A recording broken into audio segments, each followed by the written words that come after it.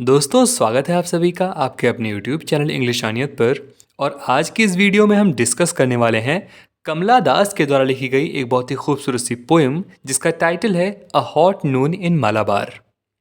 दोस्तों ये पोएम बहुत ही इंपॉर्टेंट है, चाहे आप किसी भी इंग्लिश लिटरेचर से रिलेटेड कम्पिटेटिव एग्जाम तैयारी कर रहे हो। इसलिए मैंने इस पूरे पोएम को बहुत ही ईजी हिंदी लैंग्वेज में डिस्कस किया है। इसके हर एक चीज़ को मैंने डिस्कस किया है, चाहे वो इसका एक्सप्लेनेशन हो, चाहे कमला दास की शॉर्ट बायोग्राफी हो जो भी हमको जानना ज़रूरी हो सकता है, और चाहे इस पोएम के बारे में उससे रिलेटेड कोई इंपॉर्टेंट चीज़ हो। दोस्तों इससे पहले भी मैंने कमला दास की बहुत सारी पोएम्स को डिस्कस किया है, उनकी बायोग्राफी को डिस्कस किया है। आप इसका प्लेलिस्ट जरूर चेक करें, उसमें आपको सारी चीज़ें मिल जाएंगी। अगर आपने अभी तक इस चैनल को सब्सक्राइब नहीं किया है तो प्लीज़ चैनल को सब्सक्राइब कर दें और इस वीडियो को अपने दोस्तों के साथ जरूर शेयर कर दें। तो बिना किसी देरी के शुरू करते हैं हम आज की अपनी वीडियो।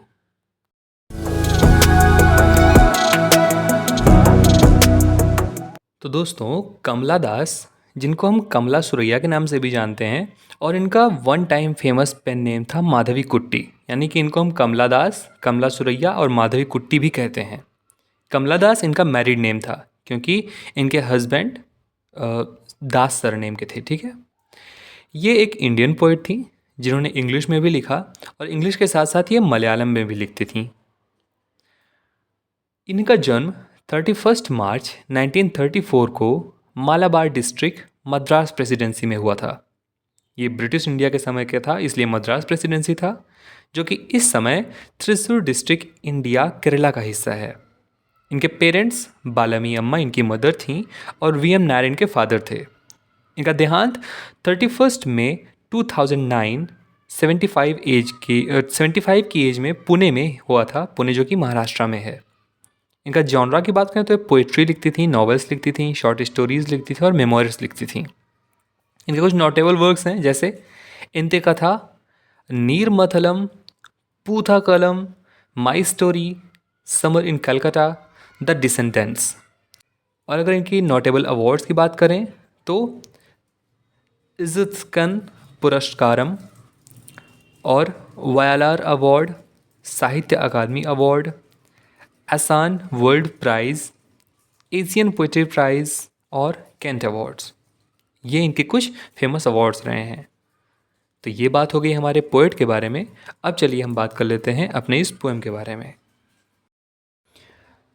तो पोएम के बारे में कुछ इंपॉर्टेंट चीज़ें ऐसी हैं। The poem a hot noon in Malabar is taken from the collection of poems titled summer in Calcutta 1965। यानी कि 1965 में समर इन कैलकाटा नाम की एक पोइट्री कलेक्शन पब्लिश होती है कमला दास की। उसी में ये पोएम रहता है जिसका टाइटल है a hot noon in Malabar. It deals with Kamala Das's happy childhood spent in her grandmother's house in Malabar. तो ये जो पोएम है ये कमला दास के अपने नानी के यहाँ या फिर अपने दादी के यहाँ अपने चाइल्डहुड स्पेंड करने के समय के बारे में बात करता है। It is full of pathos which shows Kamala Das's loss of happy and peaceful days of childhood which she spent in the loving and caring company of her grandmother। ये जो पोएम है ये फुल ऑफ पैथोस है। Pathos मतलब कि इसमें बहुत सारे दुख हमको देखने को मिलते हैं और ये उस समय की बात करती है, यानी कि उन दिनों की बात करती है जब इनका समय बहुत ही पीसफुल हुआ करता था, जब ये अपने ग्रैंड मदर यानी अपने दादी या फिर अपने नानी के साथ उनकी केयरिंग कंपनी में उनके साथ में रहती थी। The action of the poem tosses between memory and desire. जो इस पोएम का एक्शन है, जो इस पूरे पोएम की क्रियाएं हैं, वो मेमोरी और डिज़ायर के बारे में बातें करती है। बिटवीन नॉस्टैल्जिया एंड इस्ट्रेंजमेंट, और नॉस्टैल्जिया यानी पुरानी यादें और अलगाव के बीच में टॉसेस करती है, यानी उन दोनों के बीच में बातें करती हैं। The poetess longs for the hot noon in Malabar which was full of life as compared to her torturing experience of noon in a big city where she settled after her marriage. यहाँ जो poet है ये अपने समय को, अपने जो बची हुई ज़िंदगी है, जो अपना इस समय ज़िंदगी जी रही हैं, इन सभी चीज़ों को वो मालाबार के उस भरी हॉट नून में, भरी गर्म वाले दोपहर में बिताना चाहती हैं और उसको ये फील करती हैं कि वो लाइफ काफ़ी बेटर था एज़ कम्पेयर इनके टॉर्चरिंग जो एक्सपीरियंस है इस सिटी में जहाँ पर वो शादी के बाद आकर के रह रही हैं। दोस्तों हमने इससे पहले एक इनकी पोएम डिस्कस की थी, एन इंट्रोडक्शन, जो कमला दास की एक बहुत ही खूबसूरत सी पोएम है। अगर आपने नहीं सुनी है, नहीं देखी है, तो आप जाकर वीडियो देख सकते हैं, आपको प्लेलिस्ट में मिल जाएगी। तो उस पूरे पोएम में बताती हैं कि कैसे शादी के बाद इनको कितना टॉर्चर किया जाता था, इनकी लाइफ कितनी हेल की तरह हो गई थी। तो उसी चीज़ को यहाँ पर लिख रही हैं कि क्यों वो अपने नानी का घर मिस करती हैं, फिर अपनी दादी का घर मिस करती हैं। अगर पोएम की बात करें तो ये जो पोएम है ये एक सिंगल लॉन्ग स्टैंजा में लिखी हुई है, जिसमें 23 लाइन है, 23 लाइन्स हैं। और ये पोएम वैसे तो डिवाइडेड नहीं है, लेकिन अगर हम इनको डिवाइड करना चाहें तो 3 मेन पोर्शंस में डिवाइड कर सकते हैं। पहला पार्ट होगा लाइन 1 से 11, दूसरा पार्ट होगा 11 से 21 और तीसरा पार्ट होगा 21 से 23। तो अब बढ़ते हैं अपने पोएम की ओर। पोएम की शुरुआत होती है और शुरुआत में कमला दास लिखती हैं, this is a Noon for beggars with winning voices. ये ऐसी दोपहरिया है, यानी कि कमला दास अपने नानी के यहाँ की बातें करती हुई कहती हैं कि वहाँ पर दोपहर में अक्सर क्या होता था, जब हॉट नून होता था तो वहाँ पर अक्सर वो क्या देखने को मिलता था, वहाँ की सीनरी एक्सप्लेन कर रही हैं। तो वही बता रही हैं कि जो दोपहर होती थी जब, तो वहाँ पर कुछ बेगर्स आते थे, भीख मांगने वाले आते थे, जो अपनी विनिंग वॉइसेस में, अपनी दर्द भरी आवाज़ में भीख मांगते थे। अ नून for men who come from hills with parrots in a cage and fortune cards। दोस्तों पहले के ज़माने में जो भविष्य देखने वाले लोग होते थे, जो केज में कबूतर लेकर के आते थे या फिर तोता लेकर के आते थे, और कुछ अपने साथ में फॉर्चून कार्ड्स लेकर के आते थे। तो वही यहाँ पर बताया जा रहा है कि कुछ भिखारी लोग भी आते थे जिनकी विनिंग वॉइसेस होती थी, और कुछ ऐसे मैन भी होते थे, ऐसे लोग भी होते थे जो पहाड़ों से आते थे, पहाड़ियों पर से आते थे, और अपने साथ पिंजड़े में एक तोता लेकर के आते थे, और अपने साथ कुछ फॉर्चून कार्ड्स लेकर के आते थे। ऑल स्टेन विथ टाइम, और ये सभी चीज़ें कुछ समय के बाद ख़त्म हो गई। तो अब जो फॉर्चून कार्ड्स वाला सीन था वो तो ख़त्म हो गया, फिर उसके बाद क्या शुरू हुआ, फॉर ब्राउन कुरावा गर्ल्स। कुरावा यानी कि यहाँ के कुछ लोकल गर्ल्स को कुरावा गर्ल्स कहते हैं, ऐसा माना जाता है, इसलिए यहाँ पर कुरावा गर्ल्स लिखा है। With old eyes who read palm in light sing song voices. तब उसके बाद क्या हुआ, जो फॉर्चून कार्ड और पैरट्स का सीन खत्म हो गया, उसके बाद कुछ कुरावा गर्ल्स की चीज़ें शुरू हुई। वही आगे यहाँ पर लिखती हैं, for brown Kurava girls with old eyes. कुछ कुरावा गर्ल्स भी आती थीं अपने बूढ़ी आँखों के साथ। बूढ़ी आँखें यहाँ पर ऐसा नहीं है कि जो बालिकाएं हैं, जो लड़कियां हैं, उनकी आंखें बूढ़ी हैं। यहाँ पर एक्सपीरियंस के बारे में बात की जा रही है, क्योंकि वो लोगों का फॉर्च्यून देखती हैं और उस चीज़ का उनको इतना एक्सपीरियंस हो गया है, या फिर इस सेंस में, और या फिर ऐसा कहा जा सकता है कि चूँकि वो बहुत ही गरीब हैं इसलिए उनकी थोड़ी सी आंखें बूढ़ी लग रही हैं देखने में, इसलिए यहाँ पर विथ ओल्ड आइज़ यूज़ किया गया है।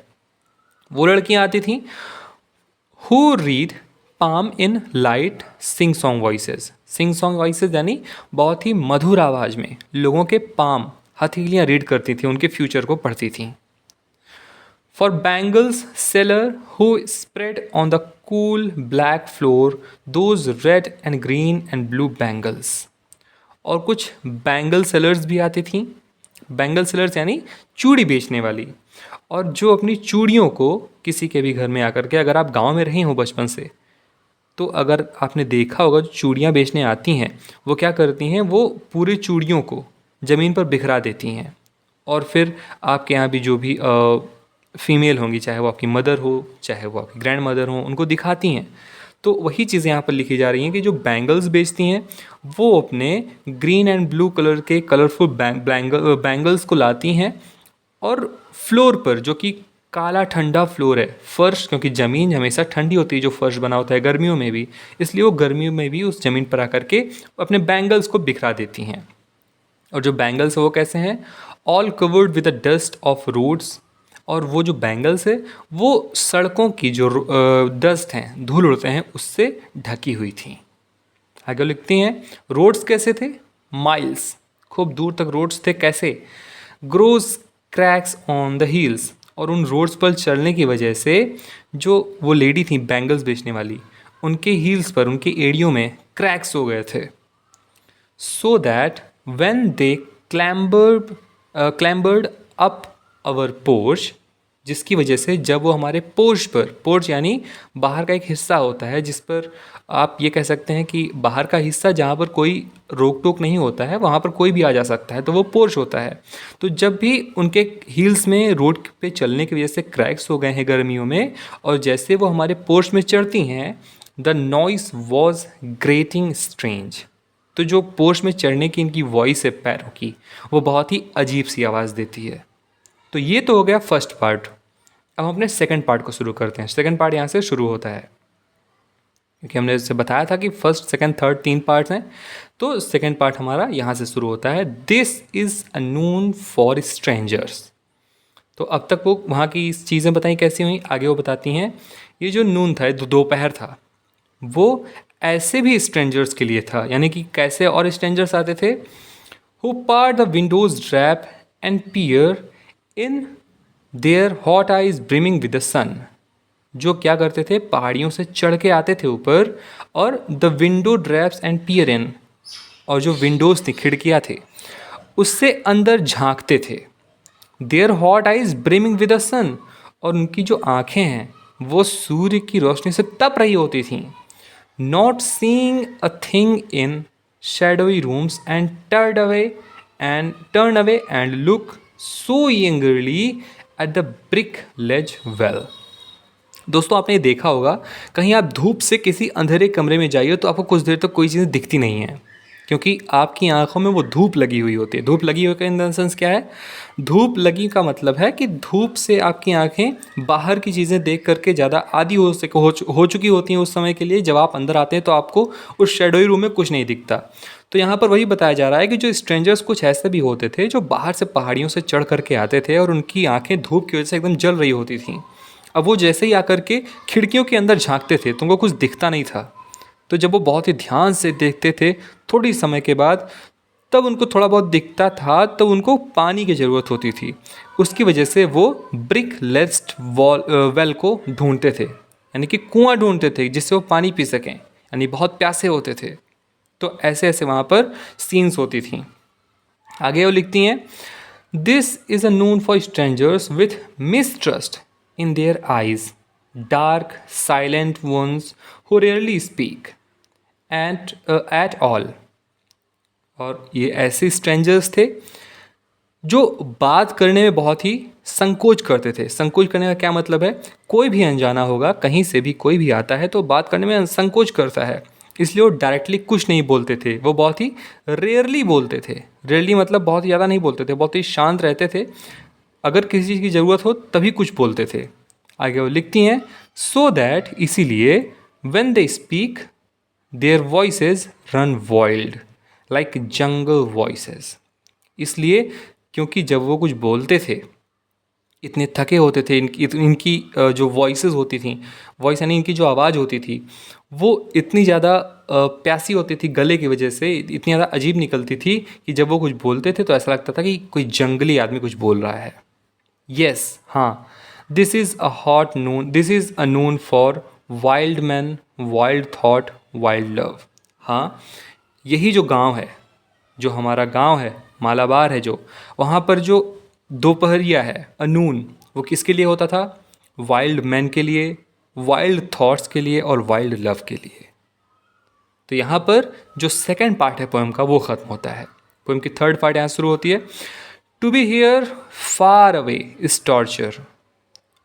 यहाँ होना, यानी कि अब यहाँ पर थर्ड पार्ट में कमला दास बताती हैं, टू बी हियर यानी यहाँ होना। यहाँ कहाँ, बहुत दूर शहर में होना अपने गांव से, इज़ टॉर्चर, ये एक टॉर्चर की तरह है। Wild feet stirring up the dust this hot Noon at my home in Malabar and I so far away. मेरे होम यानी मेरा जो जहाँ पे मैंने मेरा बचपन बड़ा हुआ है, मालाबार में, वहाँ आज भी wild feet stirring up the dust, जो वाइल्ड फीट है, जो जंगली लोगों, जंगली यानी कि जो उस गर्मी में आसपास के पहाड़ी से आते हुए लोगों के पैर हैं, वो आज भी उस डस्ट में स्टिर कर रहे होंगे, सने होंगे, चल रहे होंगे मेरे घर के पास इस हॉट नून में। लेकिन मैं बहुत दूर हूँ, and I so far away, मैं वहाँ से बहुत दूर हूँ, और ये मेरे लिए एक टॉर्चर के समान है।